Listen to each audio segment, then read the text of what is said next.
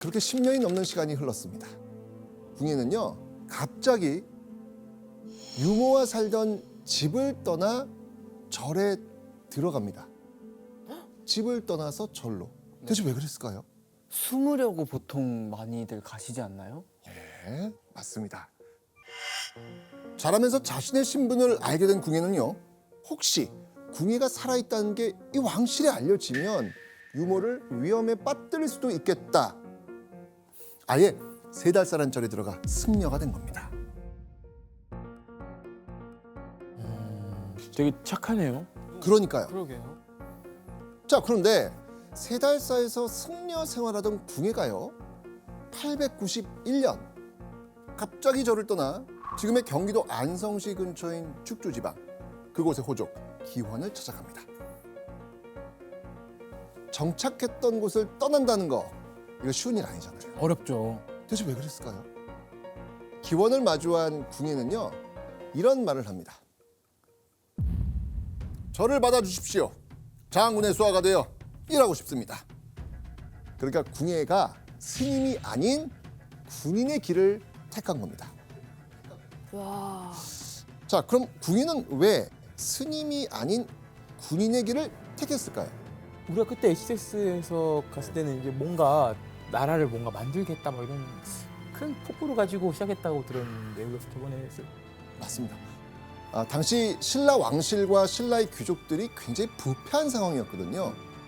이런 상황에 불만을 품은 이 스님 궁예는 직접 세상을 바꿔보자 라는 결심이 선 거예요. 그런데 기원의 태도가 좀 이상해요. 자신의 부하가 된 궁예를요, 홀대하기 시작하는 거예요. 홀대? 네. 왜지?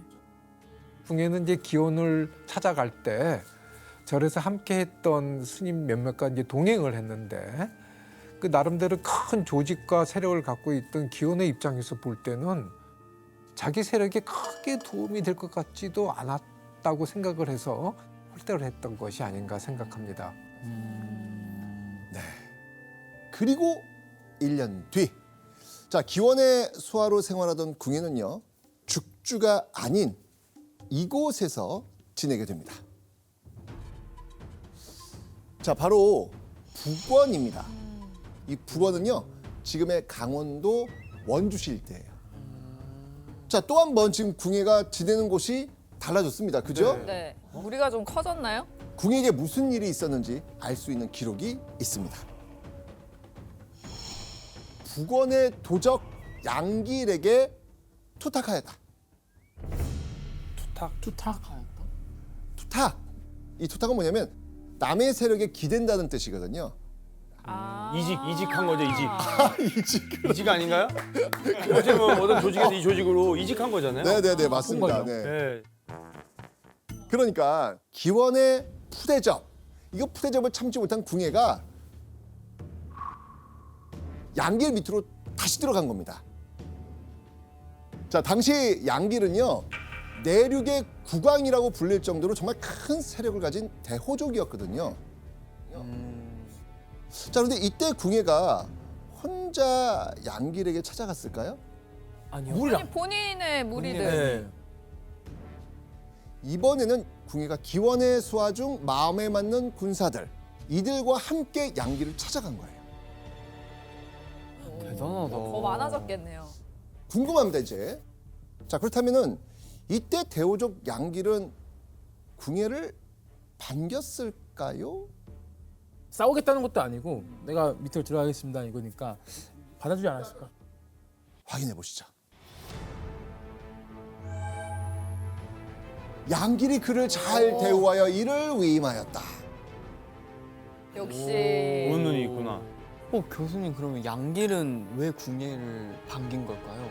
네, 그 양길은 기원하고는 이제 경쟁하고 있는 상태였는데 그래서 아마 기원 휴하에 있던 궁예와 그 일행들을 받아들였을 수도 있어요. 그래서 궁예를 후한 대접으로 자기 사람으로 만든 것이고 또 중요하게 썼던 것이죠. 자, 그렇게 세력을 더 키우려는 양길의 정복 활동은 계속됐고요. 양길은 궁예를 믿고 군사 100여 명을 내려주기까지 합니다.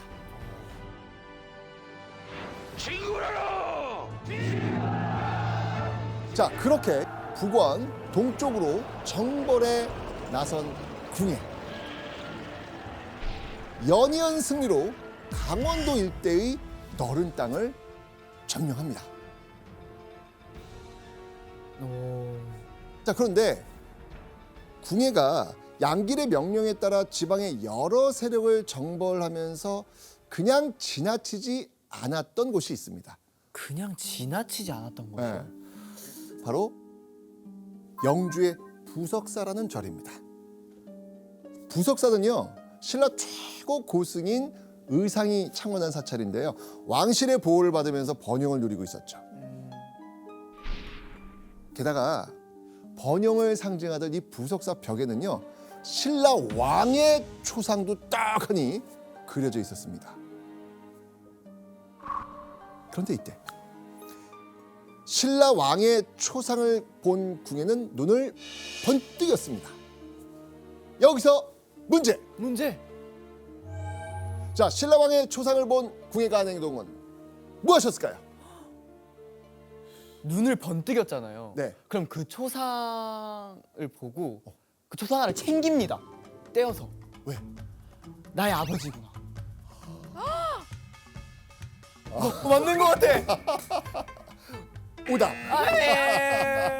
어쨌든 왕을 싫어하잖아요. 네. 그러니까 뭔가 그런 쪽으로. 접근 좋았어요. 정답.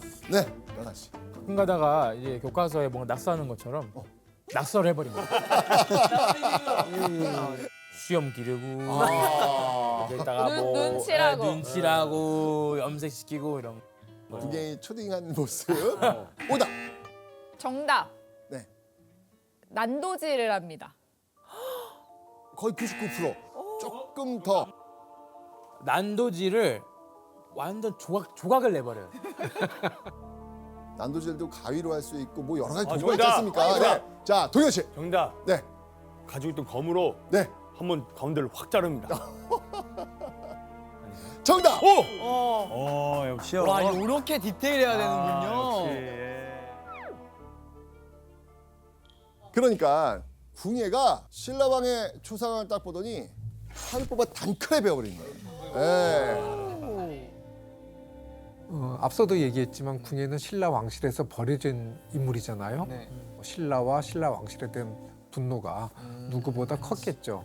개인적인 감정의 표현도 아마 거기에 담겨 있었을 겁니다. 그렇지만 또 한편으로는 당시 민심을 대하는 아주 치밀하게 계산된 그 행동으로도 우리가 볼 수 있겠습니다. 궁예는 신라의 적개심을 갖고 있는 그런 무리들을 이끌고 있기 때문에 그 적개심을 자극해서 자신의 무리들을 단단하게 결속하려고 했던 것이 아닌가 생각합니다. 그러니까 이때까지만 해도 이 호족들 가운데서 극단적으로 반신라, 난 신라에 반대해 라는 그 반신라를 선언한 사람은 아직 없었거든요. 결국 신라 왕의 초상에 칼질을 한 행동, 바로 신라의 왕과 직접 맞서겠다는 출사표를 내던진 거나 다름없는 거예요. 그러니까 선을 넘은 거죠, 쉽게 얘기하면. 선 넘은 거죠. 의도적으로. 맞아. 의도적으로. 자, 그렇게 동쪽으로 향하면서 연이어 승전보를 전한 궁예. 궁예는요, 결국 동해안 일대 요충지인 지금의 강원도 강릉 지역인 명주까지도 손에 넣게 됩니다. 심지어 이후에는요, 양길로부터 독립하고요, 어엿한 독자적인 호족이 됩니다. 엄청 커졌다. 자, 이렇게 당시에는 이 군사들이나 백성들이 궁예를 너무 좋아했거든요. 이유가 뭘 것 같아요? 근데 아까 그 칼 행동도 계산된 행동, 의도적인 행동일 수 있다 그러셨잖아요. 네. 그것처럼 사람의 민심을 사는 거에 굉장히 머리가 잘 돌아가시지 않았을까요? 그 답을 알 수 있는 궁예의 행동이 있습니다. 사졸과 즐거움과 괴로움, 어려움과 편안함을 함께하였고 상벌에 있어서는 공정하고 사사로움이 없었다. 사사로움이 없었다. 부패한 신라의 귀족들과 다르게 민심을 살피고 인품과 통솔력까지 뛰어났던 거예요. 와.